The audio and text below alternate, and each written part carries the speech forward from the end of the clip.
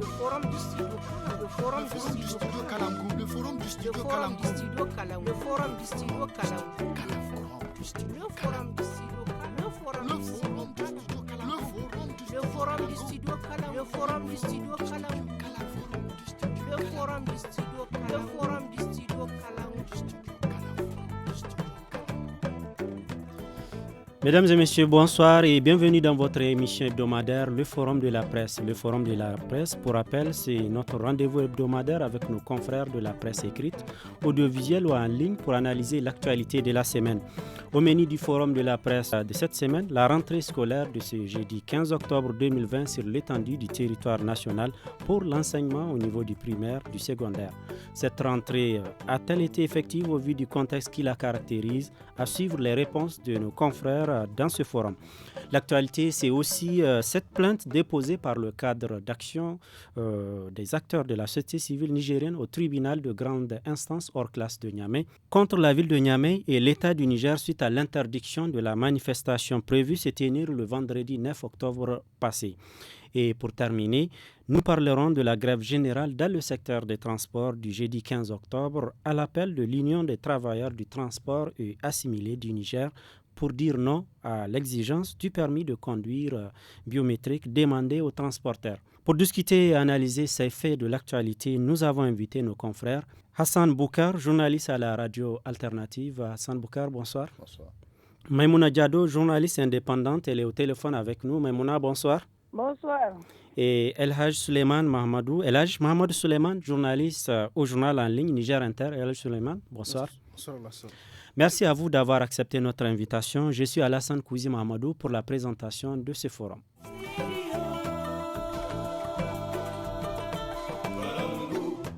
Bienvenue à toutes et à tous dans le forum de la presse du studio Kalangu de ce vendredi 16 octobre 2020. Nous débutons par l'actualité sur le plan éducatif, notamment la rentrée scolaire de ce jeudi 15 octobre 2020 sur l'étendue du territoire national. Cette rentrée qui concerne l'enseignement au niveau du primaire, je le disais au début, et du secondaire. Une rentrée qui intervient dans un contexte marqué par d'innombrables sinistres causés par les eaux de pluie et du fleuve, des écoles emportées par les eaux dans certains cas, envahies par les eaux stagnantes ou encore occupées par des sinistrés. Malgré les différentes sonnettes d'alarme des différents acteurs, le gouvernement a maintenu la date du 15 octobre pour une rentrée générale sur l'ensemble du pays. Il avait promis d'ailleurs de prendre les mesures idoines pour la réussite de cette rentrée. D'entrée de jeu, je commence avec vous, Elhaj Suleiman Mahamadou, journaliste au journal en ligne Niger Inter. Quels sont les échos qui vous parviennent et les informations dont vous disposez à ces jours au sujet de l'effectivité de cette rentrée du 15 octobre? Une chose est sûre, il y a eu rentrée aujourd'hui. Maintenant, son effectivité, je ne sais pas, il va falloir donc dans la soirée entendre le bilan des uns et des autres. Mais il y a eu rentrée aujourd'hui et au fait, vous dites que le gouvernement a maintenu. Le gouvernement avait plutôt reporté de 2 semaines la rentrée qui devrait se faire le 1er octobre. Et un des arguments qui sous-tend ce report, c'était justement la situation des inondations, en tout cas les écoles qui sont occupées par les sinistrés. Cette rentrée, justement, a eu lieu dans des conditions, vous l'avez dit, assez difficiles. Ouais. La question qu'il faut se poser, d'aucuns disent que c'est une rentrée politique au regard justement de toutes ces considérations. Mais je pense qu'il faut aller à l'école. On ne doit pas ne pas faire face aux difficultés. Il y a le Covid, c'est incontestable, une autre réalité, surtout que ailleurs, en tout cas, on se rend compte que la maladie est toujours là. En France, par exemple, on a appris qu'ils ont pris des mesures. Donc, c'est le confinement qui, en tout cas, donc tout cela, en tout cas, nous inquiète. Donc, on peut que considérer qu'il faut donc non seulement prendre des mesures au niveau général du pays, mais aussi au niveau donc des écoles. Maintenant, la question qu'il faut se poser, c'est sinistrés qui occupaient les écoles. Leur décrépissement, j'ai entendu le gouverneur à L'air Niamey de dire que, guérissement ou peut-être leur relogement. leur relogement, justement, dire que je crois le centre, le Kangamou serait, je crois, Aménagé pour recevoir, justement pour en les tout cas. recevoir. Non seulement leur donc, relogement suppose aussi mettre les classes où ils étaient donc, en état d'être opérationnels, mais aussi là où ils ont aussi c'est des familles, ils ont des enfants. Bref, il y a autant de questions, comme je l'ai dit, Ouais. à ce moment. Nous ne pouvons pas présager Donc, pour vous, vraiment de l'effectivité. il est trop tôt pour parler Il est trop tôt, d'effectivité. mais Bien. une chose est sûre, officiellement, il y a eu la rentrée. Et très tôt le matin, justement, on voyait que les gens, même s'il y a eu quelques difficultés, perturbations avec les taxis je crois, qui sont Qui en avait grève, appelé. mais on voyait justement très tôt le matin les gens qui sortaient pour aller justement à l'école. Bien.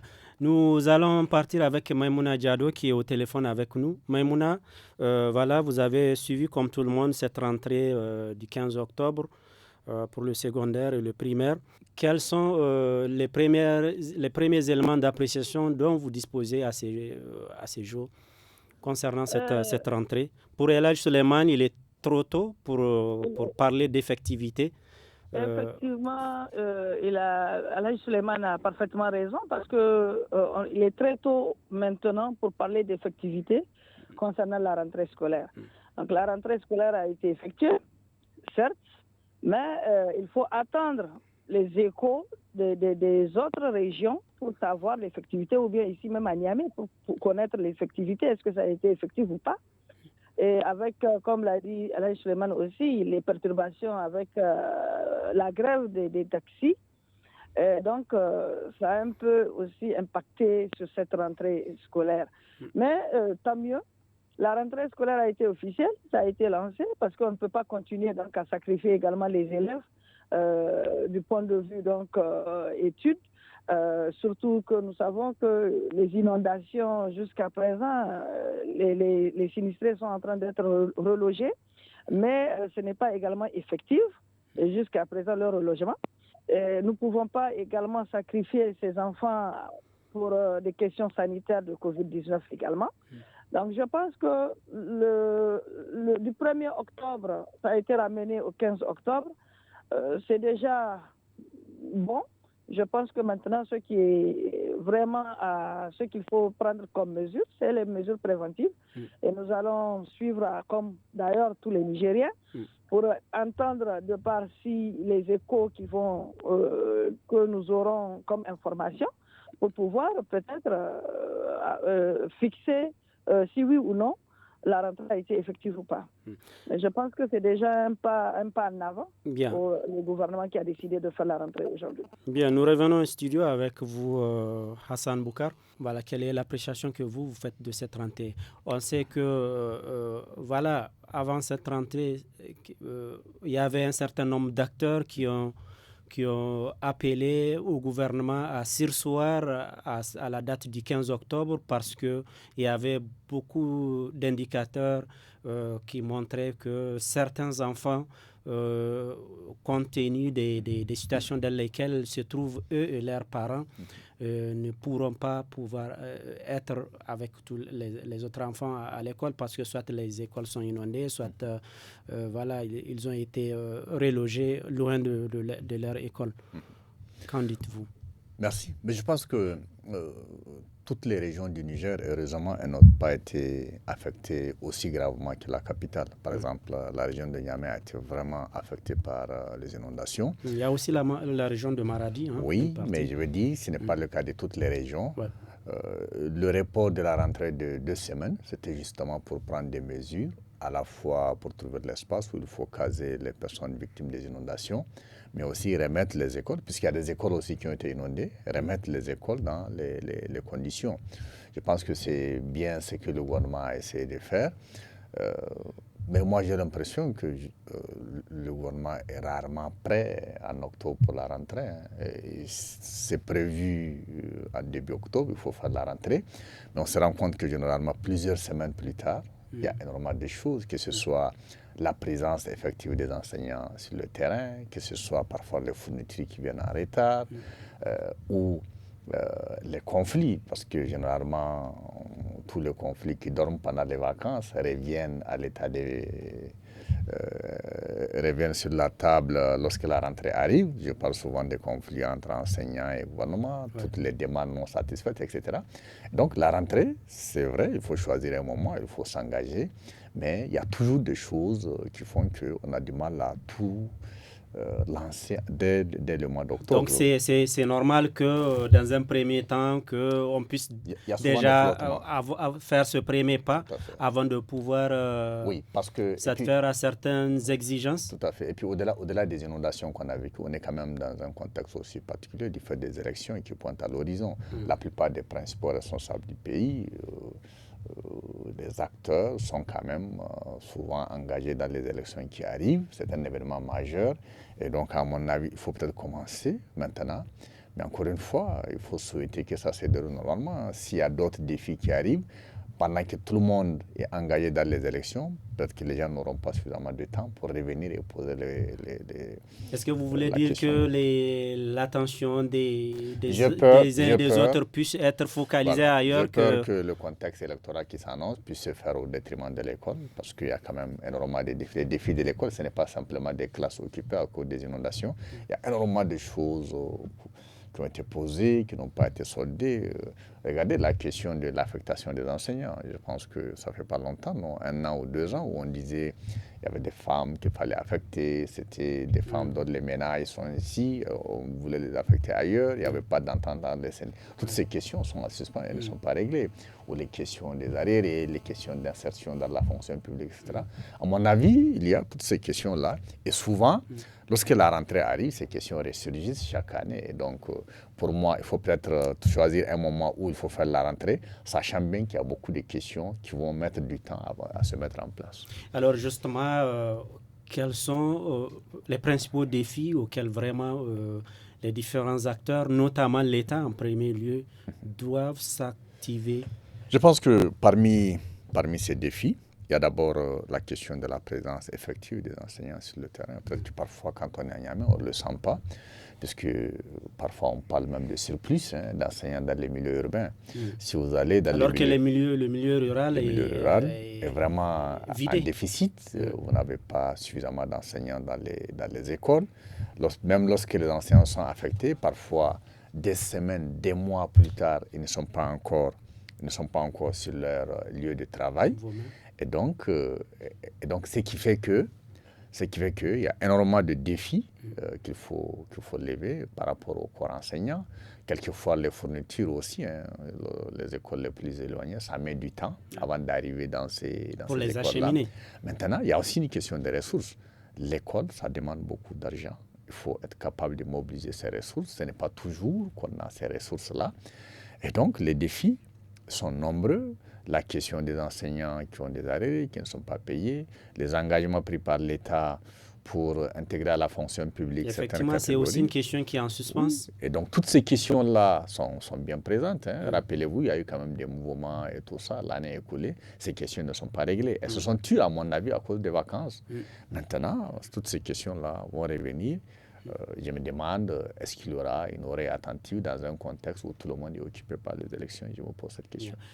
Elhadj Suleiman, est-ce que c'est une préoccupation que vous partagez aussi, ce contexte en dehors de tout ce que nous venons de citer, notamment ce contexte sanitaire morose dû au Covid-19. Maintenant, il y a eu les inondations. Nous nous préparons à rentrer dans une phase d'élection. En tout cas qui va s'étendre jusqu'en janvier, février. Voilà. Est-ce qu'il faut craindre, en tout cas pour l'école? Absolument. Le plus important, certes, il y a un gouvernement qui est en place. On va progressivement constater que tous ceux qui sont concernés par les élections vont démissionner pour aller s'occuper à ça, et on se rend compte que c'est une vraie préoccupation. On a tendance justement à ne pas prendre très au sérieux des questions essentielles l'éducation, comme l'éducation, comme l'école. Et déjà, franchement, à la veille de la rentrée, on a entendu les acteurs de l'école, notamment les différents syndicats, en tout cas leurs revendications, les problèmes qu'ils posent, tout cela. Est-ce que le gouvernement en place a pris vraiment toutes les mesures pour vraiment régler les problèmes? Sinon, le risque effectivement d'avoir aussi des mouvements au niveau des enseignants ou bien en tout cas d'autres partenaires. Disons que je pense que le plus important, il va falloir au niveau du gouvernement, parce que je crois que l'État c'est une continuité, qu'il faut faire attention. Il ne faut pas justement que l'impact du contexte électoral justement fasse en sorte que l'école soit vraiment délaissée. Il va falloir que les moyens, en tout cas il l'a dit vraiment, il faut donc payer les arriérés des enseignants. L'autre fois, on a entendu justement les syndicalistes dire que, par exemple, il y a une catégorie d'enseignants qui ont jusqu'à 12 notamment au mois secondaire, effectivement, qui ont jusqu'à donc ça, 12 c'est des mois questions, je d'arriérés de pense, salaire. qu'il va falloir vraiment régler, parce qu'un enseignant ne peut pas être, en tout cas en classe, lorsqu'il n'arrive pas à avoir le minimum vital. Donc je pense que c'est des questions essentielles. Ce n'est pas la première élection qu'on va organiser. Donc je pense que le plus important, c'est que les plus hautes autorités, vraiment, qu'ils puissent prendre vraiment des dispositions pour que nous convaincre que, contrairement à ce que disent les syndicalistes, ce n'est pas une rentrée politique. Maïmouna Diado, alors vous avez entendu un peu ces différentes réactions de nos confrères par rapport à cette rentrée qui vient d'avoir lieu. Il y a ce contexte d'élection qui s'annonce. Qu'en pensez-vous?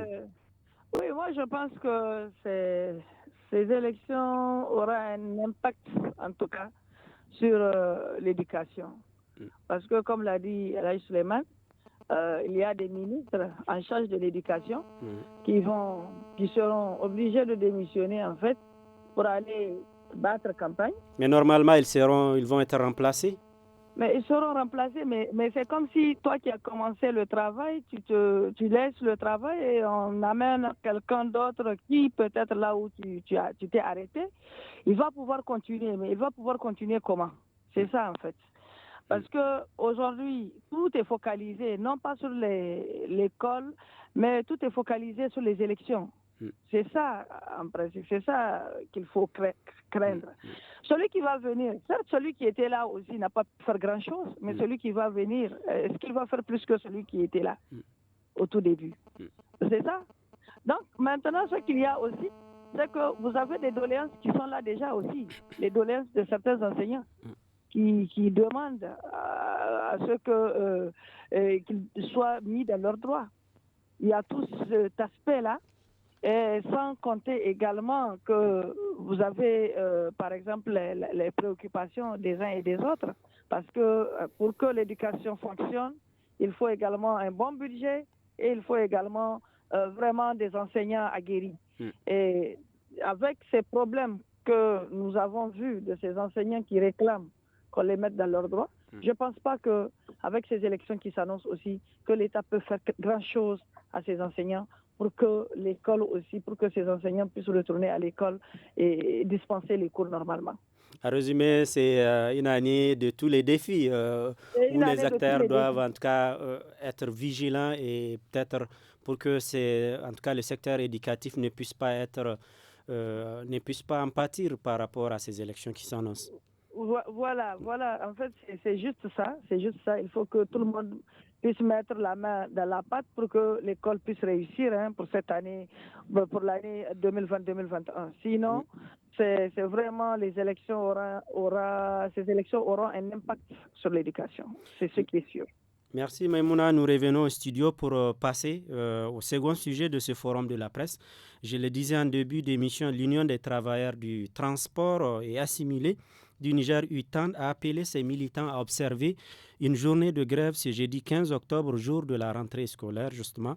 Une façon pour eux, pour ces syndicats, de dire non à l'exigence du permis biométrique aux transporteurs Pendant ce temps, on a vu que le collectif des syndicats du secteur des transports du Niger, CSSTN, et le collectif des propriétaires des taxis CPT ont à leur tour demandé par voie de communiqué signé le 13 octobre dernier à leurs militants et sympathisants de ne pas observer la grève à cause de son caractère politique selon leurs propres termes. Alors, Elhadji Mohamed Suleiman du journal en ligne Niger Inter, qu'en pensez-vous de l'objet et de l'opportunité de cette grève à laquelle l'UTAN avait appelé et à laquelle aussi les autres, certains collectifs ont appelé au boycott? Je pense que la question du permis biométrique, c'est une question vraiment polémique parce que beaucoup de citoyens considèrent que un permis, c'est comme un diplôme. Changer un permis qui n'a pas de durée de vie. On ne devrait pas payer pour changer son permis. Ça devrait être vraiment juste peut-être les frais de timbre, en tout cas vraiment administratif à régler. Mais malheureusement, cette idée n'a pas prospéré. Le gouvernement a en tout cas passé outre cette considération, franchement, beaucoup de citoyens, en tout cas quand on suit vraiment à travers les réseaux sociaux, à travers les médias, les acteurs aussi donc, de la société civile, vraiment ont énergiquement dénoncé cette disposition, en tout cas. Mais on se rend compte que donc, ce n'est pas effectif. Aujourd'hui encore, il y a des gens qui disent qu'ils ne vont pas faire ce permis, même si par ailleurs, déjà 1 ou 2 semaines, la police commence véritablement à sanctionner les contrevenants, ceux qui n'ont pas justement le nouveau permis. Donc maintenant, je considère que les syndicalistes sont dans leur rôle justement de dire que de ne pas effectivement obtempérer à cette disposition qui n'est pas très, je veux dire, conforme à l'intérêt général, à ce qui doit être. Maintenant, par rapport à la contradiction, je pense que les syndicats au milieu de transport, en tout cas, sont un peu divisés depuis quelques années. Ce n'est pas la première fois, on constate qu'ils font un appel. Il y a d'autres qui disent de ne pas faire, et vous l'avez dit. Ça, c'est pratiquement au Niger, c'est pratiquement dans beaucoup de secteurs. Clairement que la demande, donc le but est politique. Bref, mais on se rend compte, en tout cas aujourd'hui, la grève, vraiment, on peut dire que c'est mitigé, ça a perturbé quand même. Par rapport au suivi. Absolument, par rapport au suivi. Donc d'autres ont grévé, d'autres n'ont pas grévé. Donc bon, je pense que c'est quand même cela la démocratie. D'aucuns ont décidé de ne pas gréver, d'autres ont grévé. Mais le plus important, je pense que aussi, pour une question de bonne gouvernance, il y a des questions vraiment qui méritent d'être traitées en tenant compte de l'intérêt général. Aujourd'hui, quand même, c'est ce que tout le monde constate. C'est, je crois, 10 000 quelques qu'on paye pour faire ce permis. Ouais, moins de 11 000. Et on peut considérer que, justement, mais je pense que le principe, parce que vous voyez, lorsque la société est là, c'est-à-dire qu'il voudrait mettre en avant que c'est un permis sécurisé, mais vous ne pouvez pas, quelqu'un qui a déjà son permis, on ne l'apprend pas à conduire, il sait déjà conduire, donc le fait d'aller prendre le permis ne change à rien, tout simplement. Ses capacités à conduire. À partir du moment où on ne peut pas de faire un autre permis. Donc bref, je pense que c'est important souvent certaines questions qu'on puisse les régler vraiment pour éviter certaines polémiques inutiles. Bien. Hassan Boukar, alors par rapport à cette grève, l'opportunité et l'objet, comment vous analysez l'opportunité et l'objet de cette grève? Je pense que c'est cette question du permis biométrique, en dehors du taximan, d'autres citoyens auraient pu manifester. Parce que lorsque cette question a commencé, Alain Suleiman a rappelé le fait que, bon, quand tu as le permis, on pense que tu l'as pour toujours. En tout cas, dans notre contexte, c'est bien cela. On peut s'attendre à ce qu'on vous demande une carte d'identité biométrique ou un passeport biométrique. Parce qu'aujourd'hui, c'est une exigence internationale pour sécuriser, pour des questions de sécurité, lutte contre le terrorisme, etc. Souvent, aujourd'hui, on demande des documents de voyage qui soient bien sécurisés et la biométrie est souvent exigée. On pourrait les comprendre dans ce contexte, mais pour un permis, on s'est dit, mais pourquoi on veut le faire? Jamais, à ma connaissance, le permis nigérien n'a été en cause. Par contre, regardez, le passeport nigérien a fait l'objet de beaucoup d'histoires dans d'autres pays, etc. On pouvait le comprendre. Et donc, il y a cet aspect. Le deuxième aspect, c'est quand même une institution de lutte contre la corruption qui a dit il y a quelque chose qui n'est pas clair dans cette notamment affaire. La Halcia. Je voulais parler de la Halcia. Et l'information qui a circulé sur les réseaux sociaux laissait croire qu'on a voulu le faire pour des intérêts privés. C'est-à-dire, voilà un domaine public à partir duquel on développe des intérêts privés au profit de quelques privilégiés. C'est comme ça que les gens l'ont compris, puisque à travers les réseaux sociaux, tous les débats qu'il y a eu, les gens sont même allés jusqu'à citer des noms pour dire on les fait pour des intérêts privés. Pour montrer un peu la liaison de certains propriétaires avec des tenants du gouvernement. Voilà. Et il y a quelque chose de gênant de ce point de vue, c'est-à-dire que dans un pays où normalement tout s'est fait pour l'intérêt général, pour l'intérêt public, que des intérêts privés puissent interférer dans la gestion des affaires publiques, ça pose un problème, pas seulement pour les taximens. Aujourd'hui, eux, ils réagissent parce qu'ils sont directement concernés. Parce qu'eux, ils gagnent leur vie dans cette activité de transport. C'est leur domaine d'activité. Mais au-delà, c'est quand même une question qui concerne beaucoup tout le monde. C'est une question citoyenne, c'est-à-dire que dans la gestion des affaires publiques aujourd'hui, lorsque, comme l'a révélé la Halcia, lorsqu'il y a une interférence entre des intérêts privés... Des conflits d'intérêts, peut-être pour moi, ça pose un vrai problème. Et c'est pour ça que je me dis, les taximens sont là, mais d'autres citoyens auraient pu manifester en disant, on veut voir clair dans ça. Maintenant, les gens qui disent, bon, nous, on n'a pas appelé, oui, comme vous le dites, hein, c'est habituel. Mais je ne suis jamais arrivé à le comprendre. C'est-à-dire que moi, je suis un syndicat. Quand je lance un mot d'ordre, je m'adresse à mes militants. Mais vous avez toujours quelqu'un qui attend la veille. Et comme par hasard, il attend la veille du mot d'ordre pour dire, lui n'a pas appelé. Pour donner un mot d'ordre contraire, un mot voilé, c'est une façon de dire boycotter ce mot d'ordre. C'est ça, un mot voilé. Parce que si vous n'avez pas lancé un mot d'ordre, eh bien, vous n'êtes pas sonné. Pourquoi vous réagissez? Ça ne vous concerne pas. Ça concerne ceux qui ont lancé le mot d'ordre et leurs militants. Alors, j'espère bien que les gens le font parce qu'ils sont convaincus que c'est politique. C'est ce qui a été dit hier. Pas pour d'autres intérêts. J'espère que c'est vraiment pour ça. J'espère que ce qui a été dit officiellement, c'est la vraie raison pour laquelle ce communiqué a passé dans les médias. J'espère. Bien. Maïmouna Diado, alors, est-ce que la lutte contre l'établissement du permis biométrique n'est-elle pas perdue d'avance du moment où beaucoup de personnes s'en sont procurées? Perdue d'avance, je ne peux pas en fait me prononcer sur ça. Mais ce que je sais, c'est que beaucoup en ont déjà fait. Beaucoup restent également qui n'ont pas encore pris le permis biométrique.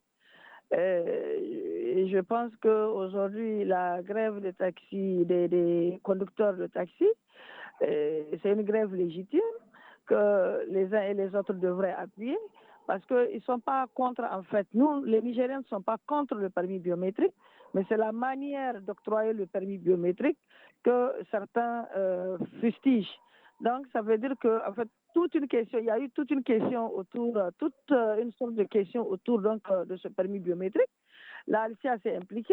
Nous avons vu des acteurs de la société civile qui étaient à un moment donné en charge donc, de ce dossier, qui ont examiné la manière dont le permis biométrique était en train d'être octroyé, donc d'être changé en faveur donc, du permis rouge, le carton rouge. Donc je pense qu'aujourd'hui, c'est vrai, il y a beaucoup de Nigériens qui se sont pressés pour aller prendre le permis biométrique.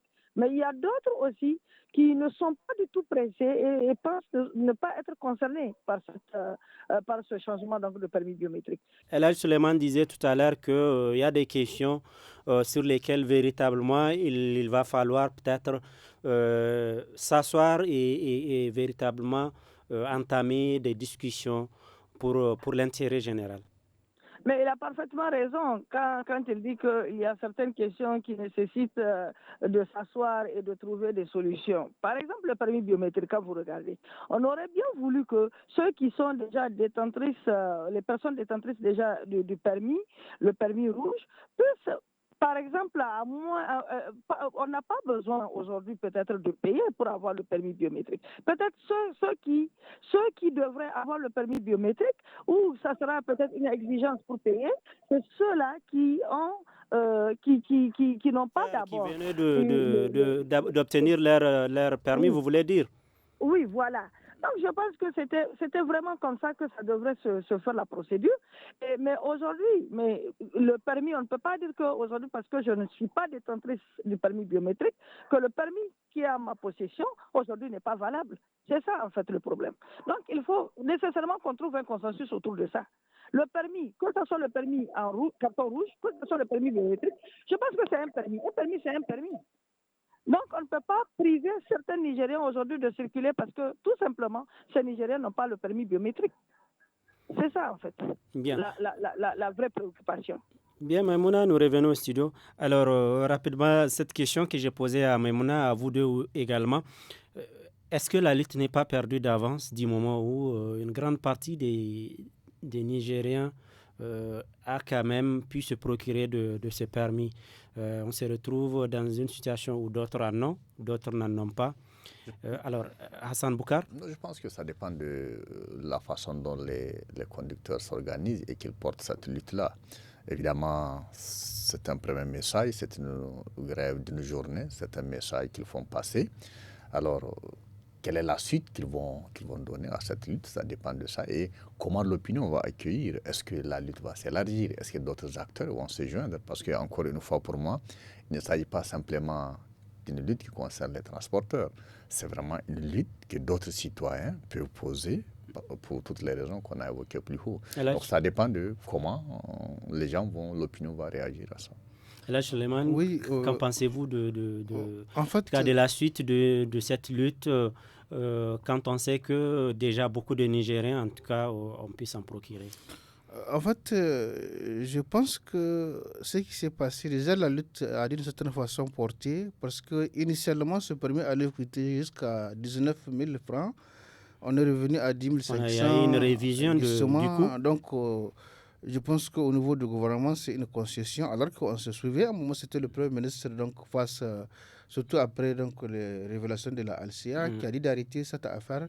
Mais par la suite, le gouvernement, en conseil des ministres, ils ont remis en marche le processus. Ce permis obéit donc, aux normes de la communauté, c'est diabo, voilà. Donc, j'ai comme l'impression, justement, à partir du moment où déjà le ministère des Transports a demandé au ministère de l'Intérieur, et justement, je l'ai dit tout à l'heure, que la police commence déjà en fait à sanctionner les contrevenants. Donc cela veut dire que d'une certaine façon, on est de faire le fait accompli, parce qu'avant, les gens se disent qu'il y a une longue queue, mais de plus en plus, la situation se décante, donc les gens viennent faire le permis. Donc j'ai comme l'impression, le combat, comme vous l'avez dit, est presque perdu, en tout cas d'une certaine façon. Je ne sais pas. Il y a une sorte de résignation de Niger. Si on tient compte en tout cas du rapport de force, j'ai comme l'impression que la concession que le gouvernement a pu faire donc, aux syndicats ou bien aux Nigériens, c'était vraiment de revoir donc, le montant qu'il faut payer pour ce permis. Alors, Maïmouna Diado, on avait parlé tout à l'heure, on l'avait effleuré, cette question du boycott du mouvement de grève lancé par l'Union des travailleurs du transport et assimilés. Donc, il y avait ces deux collectifs qui ont appelé au boycott parce qu'ils estimaient que c'est une grève, en tout cas, qui a un objet qui est purement politique. Comment comprendre, alors, expliquer ces contradictions souvent dans les mouvements? Mais du moment que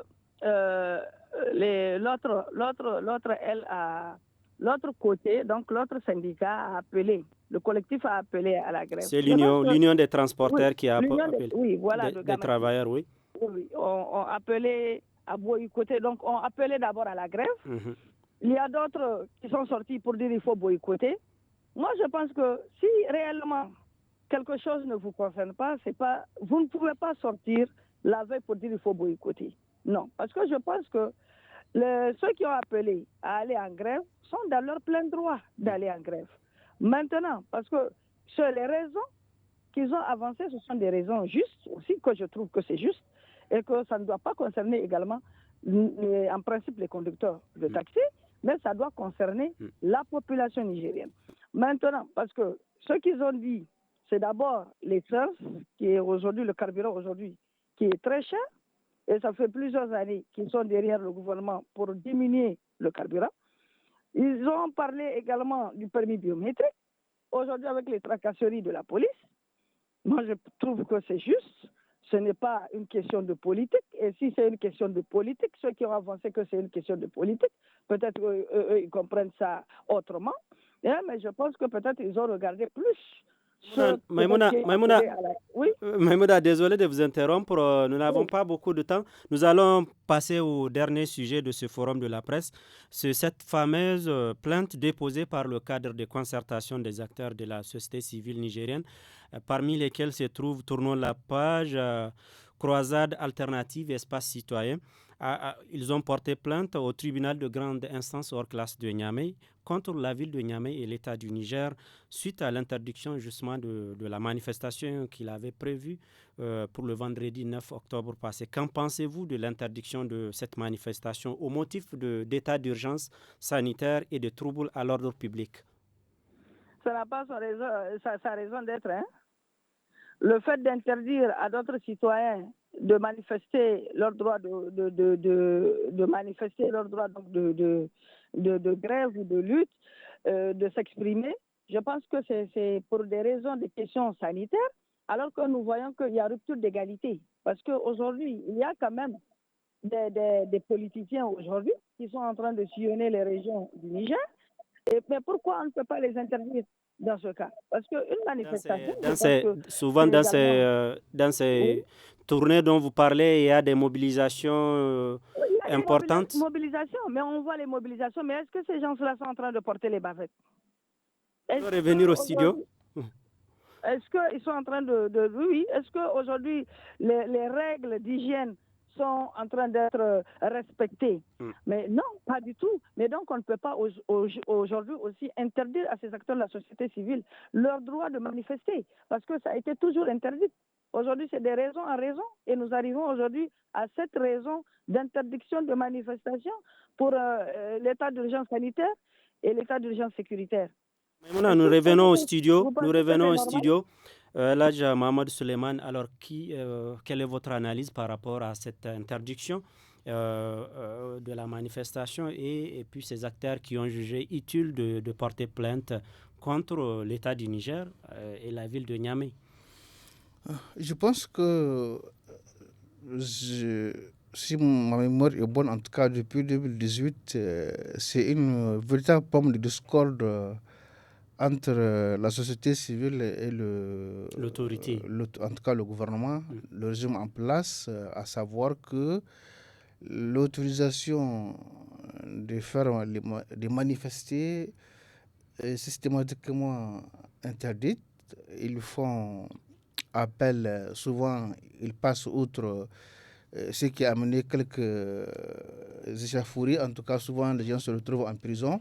Donc on se rend compte que le problème demeure et je pense que cette fois-ci, donc ces acteurs de la société civile ont porté plainte non seulement contre l'État mais aussi contre les agents de l'État. Ouais.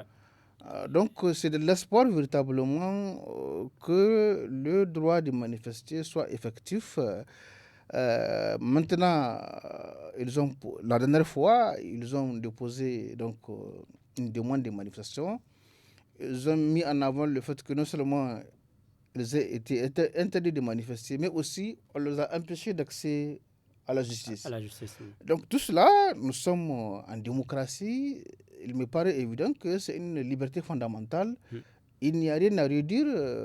Justement, il va falloir, dans un souci justement de bonne gouvernance démocratique, ça c'est des éléments qui sont en tout cas des indicateurs d'une bonne gouvernance dans un État. Effectivement, les organismes qui en tout cas donnent des indicateurs, et vous le savez, il y en a beaucoup, des structures des ONG en tout cas qui évaluent les États effectivement, considère un certain nombre de choses comme la liberté de la presse, la liberté de manifester, donc la liberté associative. Pour apprécier la bonne gouvernance, pour apprécier la démocratie et la liberté d'expression. C'est un débat de fond posé pour la société civile. Donc maintenant, il va falloir, donc on va voir quel sort justement cette plainte va avoir.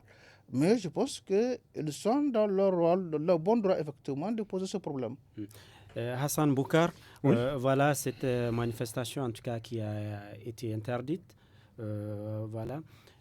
On sait que le motif est qu'il y a un état d'urgence sanitaire.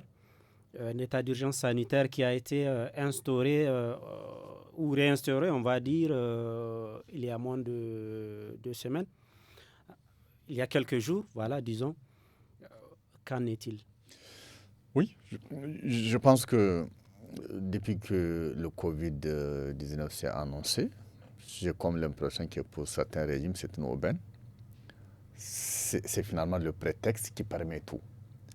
C'est-à-dire, lorsque vous voulez réprimer les libertés, vous dites Covid-19. Alors là, je pense que c'est Maimouna qui l'a évoqué, dans un contexte où les acteurs se mettent tout de suite en campagne avant même que la campagne ne soit lancée, mobilisent des foules, ils se battent à qui est capable de mobiliser plus de personnes. On voit bien comment ça se passe. Mais le jour où vous dites « nous voulons manifester au nom d'un droit constitutionnel », en ce moment, on rappelle qu'il y a le Covid. C'est comme si on instrumentalise le Covid-19. Et donc, ça ne fait pas sérieux. C'est-à-dire que... Alors, la question, c'est est-ce que les gens qui l'utilisent, est-ce qu'ils sont soucieux de savoir qu'on les prenne au sérieux ou non? Ou alors, pour eux, l'enjeu, ils peuvent violer les droits sous le prétexte de n'importe quel argument. C'est l'impression que ça donne, en fait. Sinon, je suis d'accord avec Alain Suleiman, c'est-à-dire c'est un débat de fond. Il faut aller dans des contentieux, c'est-à-dire il faut mettre à l'épreuve la justice, il faut mettre à l'épreuve les lois de la République, puisque la liberté de manifester est une liberté fondamentale. Alors, on se retrouve depuis maintenant plusieurs années où systématiquement c'est interdit. Et même vous avez des gens qui ont un certain niveau de responsabilité politique qui disent on veut régler des comptes. En interdisant des manifestations publiques, on veut régler des comptes. Et donc, je pense que lorsque on a des situations de ce type, il faut mettre aussi la justice à l'épreuve. Alors, la justice, justement, mise à l'épreuve, en quelque sorte, par cette série de ces plaintes, quelles sont, à votre avis, les chances d'aboutissement de ces plaintes contre l'État du Niger contre la ville de Niamey? La première chance, c'est qu'il y aura une décision de justice. C'est-à-dire que vous amenez le pouvoir judiciaire à se prononcer sur l'attitude d'un régime face aux libertés fondamentales.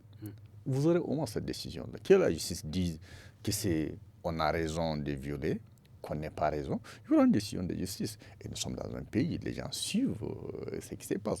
Je pense que la première chose, c'est d'aller demander à la justice de se prononcer sur cette attitude-là. Pendant longtemps, les gens l'ont critiqué à travers les médias, dans les débats publics. Les gens se sont plaints de ces interdictions systématiques et qui frisent vraiment la provocation. Par exemple, lorsque la société civile annonce une manifestation, l'interdiction arrive quelques heures seulement avant la manifestation, comme pour interdire aux manifestants d'aller saisir le juge et pour qu'il puisse éventuellement autoriser la manifestation. Et donc, il y a un ensemble d'attitudes, je pense, pour lesquelles c'est bien d'aller au contentieux. On aura de toutes les façons une décision, et peut-être que cette décision fera date dans les rapports entre la société civile et l'État du Niger. Nous terminons avec Maimouna Diado. Maimouna, quelles sont, d'après vous, les chances d'aboutir de cette plainte? Les chances d'aboutir, c'est que nous savons que la justice a été saisie. Maintenant, l'opinion nationale et internationale, tout comme les acteurs qui ont porté plainte, nous allons essayer d'attendre donc une décision de justice pour voir ce que la justice va trancher dans cette situation. C'est tout ce que nous attendons de voir. Merci. Le droit sera dit oui ou non, c'est ça. Un dernier mot, Elhadji Suleiman, justement, par rapport aux chances d'aboutissement de la plainte. La particularité de la plainte, c'est cette fois-ci de demander spécialement au juge de sanctionner les agents d'État qui font obstruction à l'offre de liberté. Qui prennent les décisions d'interdiction. La question, et là, le vrai débat, c'est que jusqu'à quel niveau l'agent de l'État agit en son nom personnel au lieu de l'État, de la fonction. Donc je pense que là, on va voir véritablement quelles sanctions le juge va donner justement aux agents. Parce que je pense ici, la vigilance, la précaution en tout cas prise par les acteurs de la société civile et leurs avocats et leurs conseils justement, c'est véritablement aussi de décourager donc ceux-là qui les agents de l'État. Merci beaucoup, merci El Hadj Souleymane, merci à tous et à toutes. Nous sommes au terme du forum de la presse de ce vendredi 16 octobre 2020. Rendez-vous ce week-end sur les 45 radios partenaires du studio Kalangou pour le programme des jeunes samedi et dimanche de 17h avec l'actu des jeunes en 5 langues suivi de tous à la FADA. Et samedi à partir de 18h15, vous pouvez suivre le forum en Hausa sur la délinquance juvénile au Niger et dimanche le forum en Zarma sur l'importance de la production et de la vente du moringa. Nous étions en compagnie de nos confrères Hassan Boukar, journaliste à la radio alternative, El Hadj Mohamed Souleymane, journaliste au journal en ligne Niger Inter, et Maimouna Diado qui était en ligne avec nous, journaliste indépendante. La présentation, c'était Alassane Kouzi Mahamadou, la régie technique assurée par Issa Lawali, la réalisation assurée par Al-Mustafa Yuba. Bonsoir.